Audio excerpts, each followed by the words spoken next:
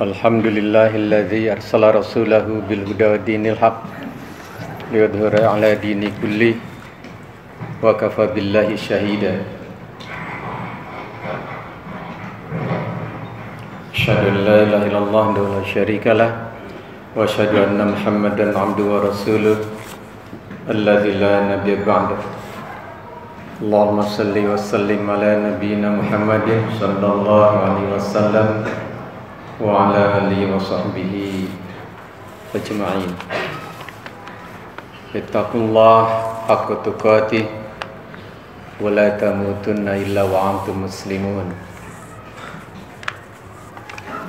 Hadirin, pesan yang teramat penting dari Allah, ittaqullah, bertakwalah kepada Allah Subhanahu wa taala, wa la tamutunna illa wa antum muslimun. Jangan mati kecuali engkau dalam keadaan berpasrah diri, dalam keadaan Islam. Ini pesan penting dari Allah, sekalipun kita tidak tahu kapan kita dipanggil oleh Allah Subhanahu wa taala. Tapi kita meyakini bahwa saat ini kita bukan sedang bekerja hakikatnya, bukan sedang bermain, tapi sedang menunggu datangnya kematian. Dan tidak ada yang tahu di antara kita berada pada antrian keberapa. Wallahu a'lam. Hanya pesan, wala tamutunna illa wa antum muslimun. Rasulullah sallallahu alaihi wasallam mengingatkan bahwa kita di dunia seperti orang asing yang sedang nyebrang jalan. Hati-hati di jalan. Pendek sekali jalan itu. Tapi ketika tidak hati-hati bisa tertabrak oleh kendaraan. Baik kendaraan besar maupun kendaraan kecil. Ketika tidak hati-hati bisa tertabrak oleh riya. Bisa tertabrak oleh hasud. Bisa tertabrak oleh dolim. Dan itu tidak boleh dianggap enteng karena semuanya menghapus amalan. Ketika kita beramal seharian penuh, bukan hanya tenaga, tapi juga pikiran, harta yang banyak, segalanya kita korbankan dalam satu hari penuh. Tapi di ujung ikhtiar itu tertanam riya, maka itu hanya sebatas kebaikan dunia saja, bukan amal soleh yang bisa dibawa sampai akhirat. Karena Nabi mengingatkan pula bahwa Allah tidak akan menerima amal seorang kecuali apa yang diikhlaskannya. Ikhlas itu murni karena Allah, bukan karena yang lain. Murni ini tidak tercampuri oleh air atau yang lainnya kalau susu itu. Kalau kita bekerja karena orang, itu tidak murni, bukan karena Allah.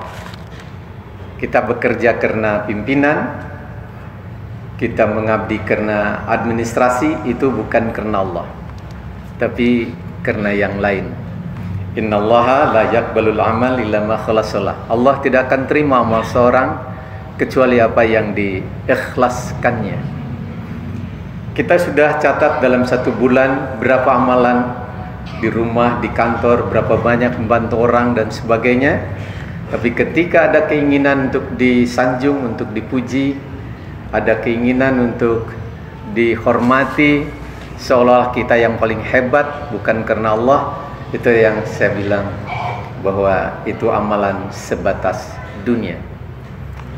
Tertabrak oleh kendaraan, habis amalan itu. Terkadang ada riya, ada hasud. Kata Nabi, innal hasada ya'kulunal hasanat. Sungguhnya hasud itu memakan, menghabisi amalan-amalan kebaikan. Tadi kita beramal baik, baik dengan ilmu, dengan jabatan, dengan harta, tapi ada hasud, ada dolim kepada sesama, maka habislah itu amalan itu. Terkadang kita catat bahwa bulan ini kita sudah membantu siapa dan sebagainya, lupa di hari itu kita hasud. Hasud itu memakan amalan kebaikan. Apalagi kalau dolim. Wala tarkanu ilal ladzina dzalamu fatamassakumun nar, kata Allah. Jadi ketika kita berpihak, bersikap pada orang-orang dolim, fatamassakumun nar, ingat kau akan disentuh oleh api neraka di hari kiamat nanti. Tidak terasa ketika kita beramal baik, kita malu pada sesama, kemudian kita bersikap dolim atau mendukung kedoliman, maka fatamassakumun nar, kata Allah begitu. Tertabrak gitu oleh kendaraan besar barangkali. Nah, karena itu hati-hati di perjalanan. Ketika melintas jalan, kata Nabi, hati-hati, hidup seperti kita melintas jalan, orang asing yang sedang menyeberang jalan. Ketika tidak hati-hati, tertabrak di jalan dan tidak sampai ke tujuan. Oleh karena itu, dalam pandangan agama, dalam pandangan Islam, yang paling baik itu bukan orang yang pengetahuannya luas, bukan orang yang terampil, bukan orang yang gelarnya tinggi, tapi orang yang mampu mengendalikan diri dengan baik. Orang hebat dengan posisi terbaik, gelar tinggi, tapi tidak mampu mengendalikan diri, dia bertengkar terus-terusan, lingkungan tidak nyaman dan sebagainya, maka yang hilang adalah kepercayaan orang pada kita. Harga kepercayaan lebih mahal dari harga posisi. Harga kepercayaan lebih mahal dari harga ijazah itu. Ketika tidak mampu mengendalikan diri, sulit kita hidup dengan sesama itu. Padahal untuk memperoleh keselamatan masa depan, kata Nabi, apabila kita ingin mendapatkan keselamatan atau dibebaskan dari kesulitan masa depan, maka bebaskan kesulitan orang itu. Apabila kita hanya membebaskan kesulitan diri saja, itu hanya menggunakan tenaga, pengetahuan, dan kekayaan kita saja. Sedangkan yang menentukan Allah. Dan Allah, kata Nabi, innallaha fi aunil abdi madamal abdu fi auni akhihi. Allah hanya akan menolong hambanya, akan bersama hambanya selama hambanya menolong sesamanya. Jadi alat utama menyelamatkan diri bukan menolong diri. Yang bisa menolong diri bukan tenaga kita, bukan kehebatan kita. Yang bisa menolong diri Allah Subhanahu wa taala. Dan Nabi berjanji Allah akan menolong hambanya selama hambanya menolong sesamanya. Karena itu alat utama hidup untuk menitipkan masa depan, baik dunia maupun akhirat, adalah kemampuan membebaskan kesulitan orang lain, baik di dunia maupun di akhirat. Wajar apabila Rasulullah SAW menyampaikan bahwa inna nasr ma'as-sabr.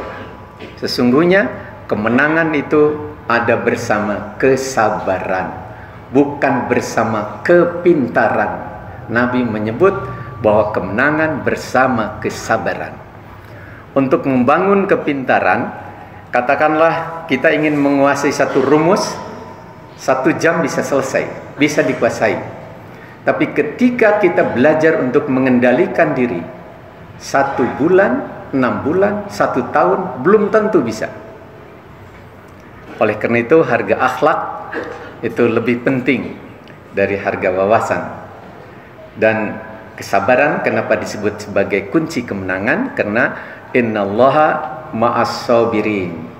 Allah hanya bersama orang-orang yang sabar, bukan bersama orang yang terampil, bukan bersama orang kaya, bukan bersama orang pintar, tapi bersama orang pintar yang sabar, bukan bersama orang yang kaya yang sabar. Dan Allah bersama dengan orang-orang yang terampil yang sabar. Ketika kita sabar, kita mampu mengendalikan diri dan kita berlaku baik, maka kesabaran bersama kebaikan bisa mengendalikan orang tanpa orang lain merasa dikendalikan oleh kita. Oleh karena itu dalam Islam, bangun lingkungan dengan kebaikan, bukan bangun lingkungan dengan tenaga, dengan kepentingan. Ketika kita membangun lingkungan dengan kepentingan, maka kita tidak akan memperoleh sesuatu, tidak akan dapat bekal, paling dapat beban. Nah, pada saat kita memiliki kesabaran dan membangun lingkungan dengan kebaikan, itu artinya sudah melaksanakan fastabiqul khairat, kata Allah. Berlombalah dalam kebaikan. Jadi dalam Islam itu, untuk membangun masa depan, bangun lingkungan, itu kompetisinya itu kompetisi kebaikan. Kalau dalam konsep umum, kompetisi itu adu cepat mencapai garis finish. Ketika kita adu cepat mencapai garis finish, ada sikut kiri, sikut kanan, ada tendang kiri, tendang kanan. Sedangkan dalam konsep Islam, kompetisi adalah fastabiqul khairat, berlomba dalam kebaikan. Ada orang yang menyaingi, kita tetap berbuat baik. Tidak ada yang menyaingi, tetap berbuat baik.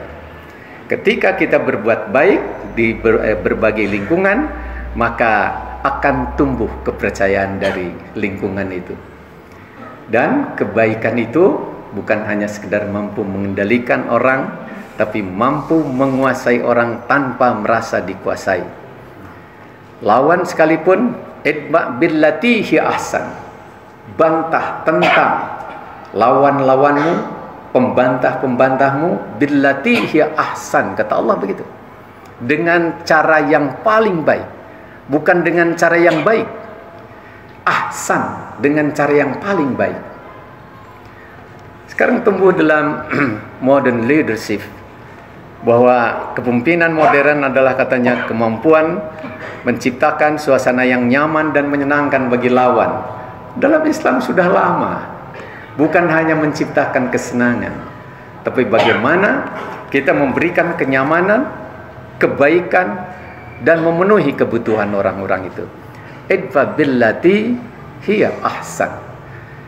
Ketika ada orang yang menentang kita, membantai kita, tetap berbuat baik, dan orang itu akan melihat kenapa dia tetap baik. Pada saat dia menyadari bahwa orang-orang yang dihadapinya adalah orang-orang bukan orang sembarang, maka pasti dia akan menyatu dengan kita. Ketika menyatu, disuruh pun dia tidak akan merasa disuruh oleh kita. Wajar ketika Nabi menyebutkan tadi, inna nasr ma sabr, sesungguhnya kemenangan bersama kesabaran. Ketika seorang ayah membangun rumah tangga dengan kebaikan, dan ketika pimpinan membangun lingkungan dengan kebaikan, akan nyaman bagi semua. Itulah akan tercipta kepemimpinan yang kata Nabi, pemimpin yang paling dicintai adalah pemimpin yang dicintai oleh orang yang dipimpinnya, dan yang dipimpinnya mencintai orang yang memimpinnya itu. Satu itu. Yang kedua, pemimpin yang selalu mendoakan bawahannya, dan bawahannya selalu mendoakan atasannya atau pemimpinnya. Itu yang paling baik. Sedangkan pemimpin yang paling buruk, kata Nabi, adalah pemimpin yang selalu dibenci oleh orang-orang yang dipimpinnya. Dan itulah barangkali yang harus dihindari oleh kita. Insya Allah ketika kita berniat baik, membangun lingkungan dengan kebaikan, insya Allah kita akan terhindar dari keburukan-keburukan itu. Ada orang mengatakan kita menguasai dengan ancaman, dengan kekerasan adalah proses kekuasaan. Salah, itu adalah proses pembantaian diri, bukan pembantaian orang. Bagaimanapun juga orang tidak akan lupa dengan kekerasan, dengan ancaman. Karena itu ubah ancaman kekerasan baik di lingkungan rumah, atau di lingkungan kantor, atau di lingkungan sekolah dan yang sebagainya dengan kebaikan-kebaikan. Hadirin, ada pesan penting dari Umar bin Khattab pada Abu Musa al-Asy'ari. Katanya, kau jangan takut pada musuhmu, tapi takutlah pada dosa bawahanmu, karena dosa itulah yang akan kau pertanggungjawabkan di hari kiamat nanti. Ketika bawahan melakukan dosa, apakah pimpinan tidak bertanggung jawab? Bertanggung jawab di hari kiamat. Karena itu sayangi bawahan itu dengan tetap melakukan kebaikan-kebaikan. dan jangan perlakukan dengan keburukan. Dan yang terakhir ada pesan penting dari Rasulullah sallallahu alaihi wasallam dalam hadis Bukhari Muslim.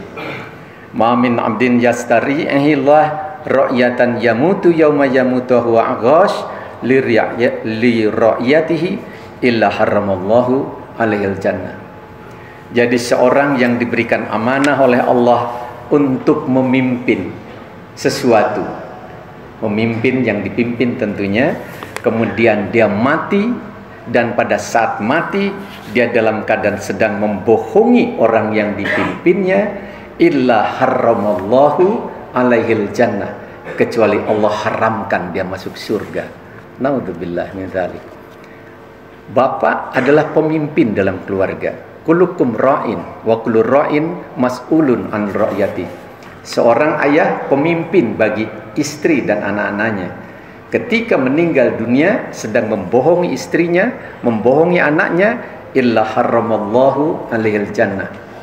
Seorang pemimpin memimpin bawahannya di lingkungan masyarakat atau dimanapun, kemudian dia mati dalam keadaan sedang membohongi orang yang dipimpinnya, kata Nabi, illa haramallahu alaihil jannah, kecuali dia haramkan untuk masuk surga. Naudzubillahi min dzalik. Barakallahu li wa lakum bil Qur'anil Karim.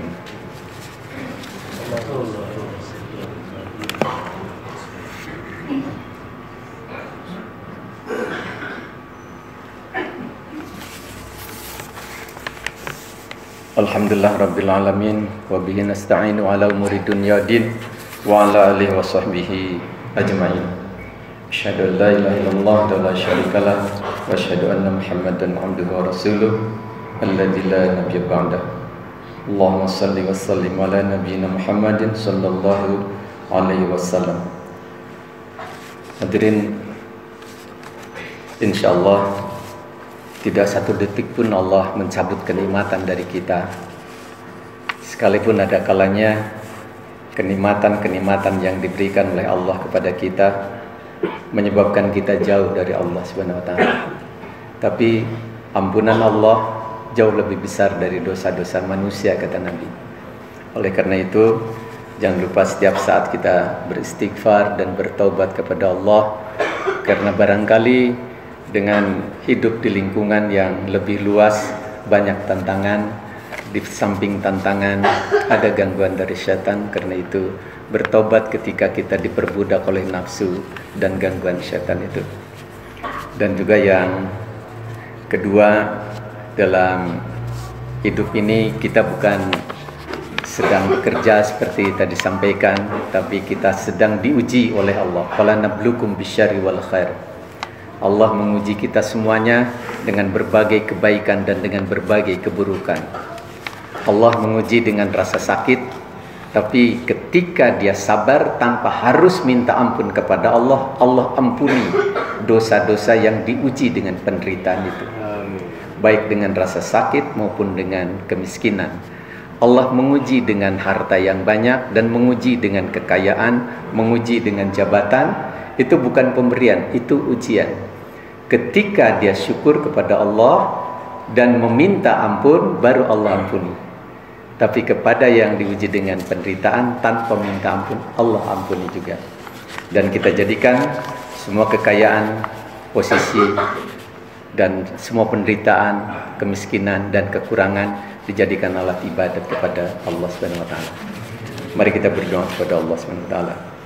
Innallaha wa malaikatahu yusholluna 'alan nabiyyi ya ayyuhalladzina amanu shallu 'alaihi wa sallimu taslima. Amin ya rabbal alamin. Amin ya rabbal alamin. Amin ya rabbal alamin. Allahumma ighfir lana dzunubana wa kaffir 'anna wa tawaffana ma'al abrar. Rabbana hab lana min azwajina wa dhurriyyatina qurrata a'yun waj'alna lil muttaqina imama. Allahumma ighfir lil muslimina wal muslimat wal mu'minina wal mu'minat al ahya'i minhum wal amwat. Allahumma yassir lana wa sallimna wa afina warzuqna wahdina waghfir lana wa la tu'assir alaina. Allahumma tammim bil khair. Allahumma hasil hajatana wa ridhaqal matlubana. Allahumma ja'alna minal mukhlisin Allahumma ja'alna minal mu'minin, Allahumma ja'alna minal muqarrabin, Allahumma ja'alna min ahlil jannah birahmatika ya arhamar rahimin. Rabbana atina fid dunya hasanah wa fil akhirati hasanah wa qina adzabannar. Rabbana taqabbal du'a innaka antas samiul alim wa tub alaina innaka antat tawwabur rahim. Astagfirullah li wa lakum. Assalamualaikum warahmatullahi wabarakatuh. Di Sukajadi, Bandung, berdiri megah Masjid Raya Cipeganti, cahaya terpancar, arsitektur indah menjulang tinggi, menyapa langit, bak istana suci. Masjid Raya Cipeganti, rumah Allah di bumi, tempat beribadah.